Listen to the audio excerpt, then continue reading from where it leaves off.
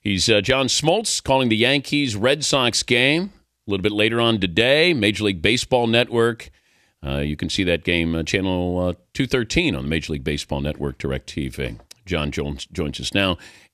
If you could only go to one, John, Wrigley or Fenway, what would you choose? Wow. I could only go to one.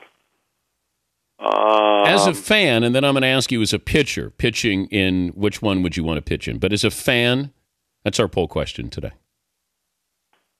And that's a good one. I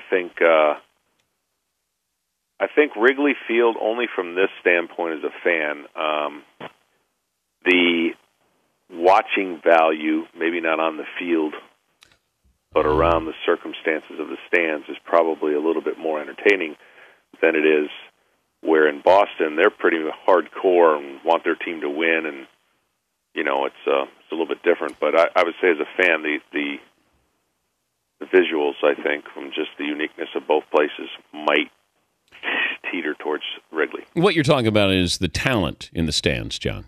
Well, one could possibly say that. I would say the uniqueness of day games and maybe a lot of consumed beverages, maybe some of that has to come into play. What ballpark would you want to pitch in?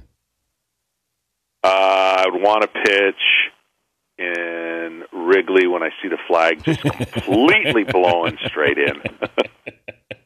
It's amazing how many guys come up with sore arms early in the morning. Did you ever give up a long home run at Wrigley? Oh, yeah. Yeah. Who got you? There were a few. Ryan Sandberg got me two different ways. He got me out of the park and in the park. Got caught in that trade on the left field line. And one of those nightmares, you see your left fielder, Lonnie Smith, reach in like once. Whoops, he didn't get it. Twice, he didn't get it. And the third time he didn't get it, you knew it wasn't good. And you had to... And then Rhino took you out of the ballpark. Yes. Yeah.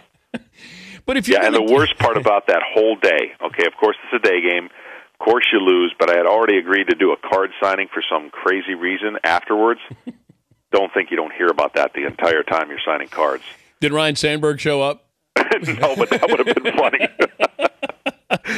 Talking to John Smoltz, Major League Baseball Network analyst, the former Brave, and got the Red Sox-Yankees coming up. It should be interesting celebration because if you think of Fenway, the two biggest moments there didn't turn out well. You had Bucky Dent with his home run. Carlton Fisk hit a home run, but they didn't win the World Series that year.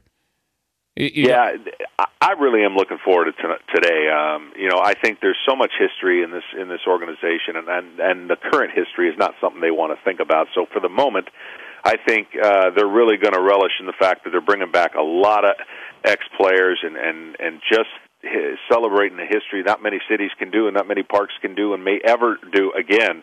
And I think there's no better team to be part of that than the Red Sox entertaining the Yankees, which is one of the greatest, if not best, all-time rivalries, and they want to go after it, every time they play each other. So it's just going to be one of those moments you let it breathe and you let it take in a lot of things that they're going to do. It's going to take a little while, and the fans are going to have a lot of emotion one way or the other, and certainly some more fresh than others, and there's going to be some volume cheers and maybe a few boos in there, but I think it's going to be really great, and what better stage to do it really than Fenway.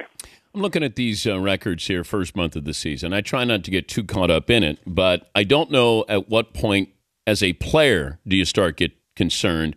You got Rangers playing well, Nationals playing well, Dodgers off to a good start. Then you have, the reverse here with some of these other teams, including the Red Sox, where Angels, not quite sure how good they are, if this is going to be a pattern or not. Yeah, it takes a little while. My little gauge is 30. I always thought 30 games was a good gauge to figure out what kind of identity your team takes on, and certainly slow starts are going to happen, and you always want the fast starts. But the one thing you know that out of spring training, every team has a tiny little weakness, or some have big weaknesses, and which ones are glaring to the other teams that they can take advantage of. And right now, some of those teams you mentioned, maybe taking advantage of some scheduling and the times and places they play teams. I always find it interesting when you play a team and the timing of you play a team. Maybe they were down early and they're hot, and you don't want to play them, and some teams can miss them. But I think 30 games is a safe gauge to determine, what kind of team you are. And, we saw last year Boston and Tampa got off to the worst starts in baseball in a long time. We're still able to put it together, and the final game of the season had a chance to go in the playoffs. One did. I saw where Jose Canseco's coming back to play minor league baseball. Is he? Yeah. Did he pick a spot? The Worcester Tornadoes. He's coming back. Wow. Yeah. Wouldn't that be something if he ended up facing Jamie Moyer? How do you explain Jamie Moyer at age 49 to win in the big leagues again? I don't. I can explain it in this way. See if you understand. We're at a tournament playing golf in the off season. It's the off season. I went in there for a general workout just because just want to. It's close to spring training, and here's Jamie Moyer already probably been in there 3 hours, embarrassing all baseball players. But he just keeps himself in great shape. I mean, he's one of those guys that keeps on ticking. I don't know how he's going to do it this year, especially in Colorado.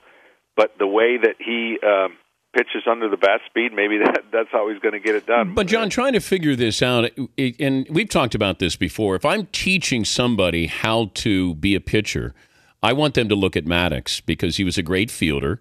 I thought he was economical, that he didn't try to strike out everybody. He learned you don't have to do that. Right. Location with everything, his approach to it. Here's Moyer at 49. That these guys are at, the thought process that goes into it. I think we're so caught up in, let me see what you got on the jugs gun, that just the mental makeup, I think, is underrated when it comes to pitching. Well, there's no doubt. I mean, he couldn't break into the game like this. Today would be a little bit more difficult because and what you said, they wouldn't give you much of a look, and you have to prove yourself at the minors, which is tough to do as it is throwing that way, trying to trick people. But I think he really has mastered. I mean, let's face it, his left-handed, that helps. I don't know if he'd survive as long as he could and did if he was right-handed, but his ability to know what to put on and take off and where to put it supersedes anything that a radar gun could show or say. And he's very determined and has been doing this for a long time. And I don't know. Maybe I don't know if he turns 50 through the year. It's going to be close, but at the end of the year, he turns 50. So maybe that's just a special thing he can say. But don't you think Maddox could still pitch now if he was in shape? I don't, in the sense. Well, let me take that back. Yeah, yes, he could, but I don't think he would pitch at the level that he created and established. And we all could pitch, but we wouldn't be as successful. Having said that, going through some of the things that Jamie's going through is pretty incredible. Again, I think left-handed helps, but to throw the baseball where you want to is probably just as important, if not more important. It's good to visit with you. As always, John, have fun this afternoon, and tell Matt that we said hello as well. All right, I got one bit of advice for you. Okay. You need to warm up before tomorrow. When I throw out the first pitch? So yes. Don't make the mistake that I made 3 years ago. I have not picked up a ball. I threw out a ball at my high school game, threw it straight in the ground into the backstop. Not a pleasant. Yeah, but you did that when you were pitching, so that's really not. When you did that with the Red Sox, I mean. Yeah, but just trust me, the expectation, you got to get it in the air at a home plate and just throw a few. Go out behind the, just go in the alleyway there and pick somebody up and play. Don't try to get in my head, John. That's what you're trying to do. All right, don't try to get in my kitchen here, dude. All right? You'll do great. Thank you, bud. All right. That's John Smoltz. I don't need advice. Next, I'm going to have Gary Delabate calling in and giving me advice.